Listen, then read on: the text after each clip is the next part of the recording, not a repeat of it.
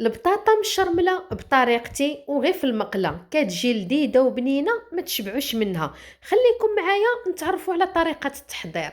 ومباشره كناخد مقله كندير فيها الزيت تقريبا واحد ربع كاس، واحد المعالقه ديال الربيع يعني القزبور والمعدنوس والثومه والملحه اللي كيكونوا عندي مهاشين من قبل. زدت عليهم الليمون مصير اللي مقطعاه مربعات، الابزار والكمون فقط. هادو هما التوابل اللي غادي نضيف.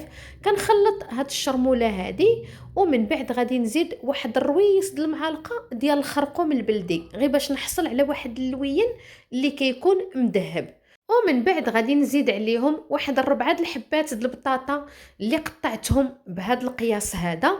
بالنسبه للكميه كتبقى اختياريه، ديروا القياس اللي يكفيكم. كنبقى نشحر البطاطا في هاد الشرموله ديال الكمون والربيع والثومه. عرفتوا راه واحد الريحه طالعه من المقله وانا كنشحر هاد البطاطا، يا سلام. من بعد غادي نزيد صلصه الطماطم. انا كنستعمل هاد الصلصه هادي اولا. ما توفرتش عندكم يمكن لكم تاخذوا غير معلقه ديال مركز الطماطم تخفوه بواحد ربع كاس د الماء وتضيفوها. وكنبقى نشحر في هاد البطاطا حتى تاخذ ليا هاد اللوين مذهب. شوفوا تبارك الله هي راها مازال ما طابت وهي كتشهي.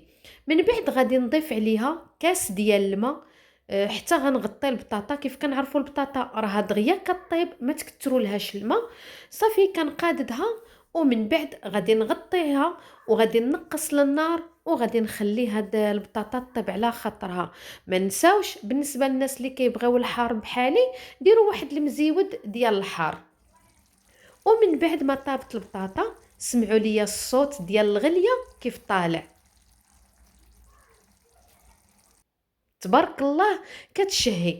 اما المرقه شوفوا كيف عاقده وخاتره والمذاق ديالها غزال. شوفوا هاد الطريفات ديال الليمون مصير كيعطيها واحد المذاق رائع. شاركت معكم البطاطا مشرمله بالليمون مصير كتجي يا سلام، خصوصا اننا مقبلين على فصل الصيف وكنبغيو وصفات اللي يكونوا ساهلين ما كياخدوش منا وقت كتير في الكوزينه. وغادي نزينها بواحد الزويتنات اللي كيكونوا محمضين.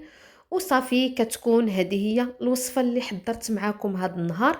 كنتمنى تعجبكم، كنتمنى تجربوها. ما تنساونيش من تعليقاتكم، من الاراء ديالكم. بالنسبه للاخوات اللي اول مره كيشوفوا القناه، كنتمنى تشاركوا فيها، تشغلوا الجرس باش يوصلكم كل جديد. حتى لهنا كنكون وصلت نهايه الفيديو. كنقول لكم الى اللقاء، فيديو جديد ووصفه جديده ان شاء الله.